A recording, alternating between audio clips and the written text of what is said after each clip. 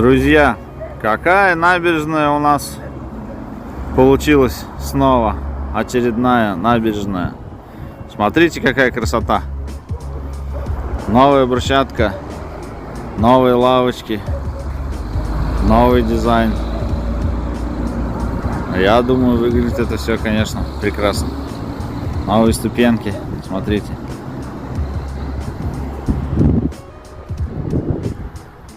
Если мы пройдем чуть-чуть подальше, здесь, значит, несколько качелек, несколько фонтанов.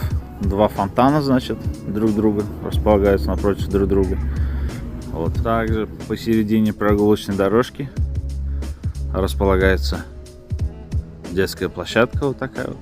Сеточка тоже.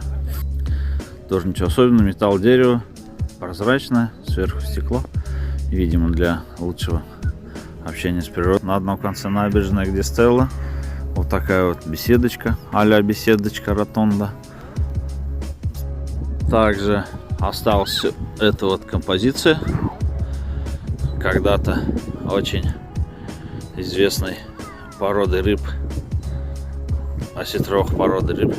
Эта композиция осталась на месте. Плюс к ней добавили чашу с фонтаном.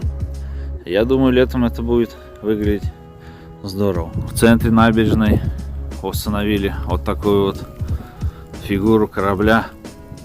Я думаю, это символизирует когда-то, некогда бывалое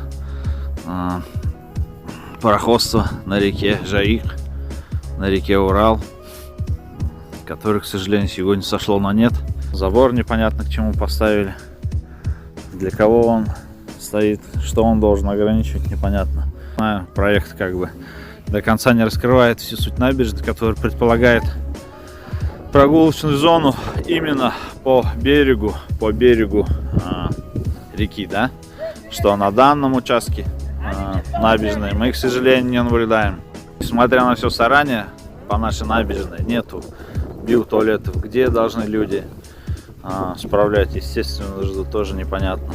В конце набережной опять же вот такие вот трещотки а-ля дерево, металл, стекло и вот такие вот лавочки, и все. На все это было вложено из госбюджета 1,3 миллиарда денег народа. И в конце вот лестница выходит на выход. Много недоделок, элементарные хотя бы поставили бы биотуалеты. Возможно, все-таки наше руководство исправит эту ситуацию и хотя бы поставить биотуалеты.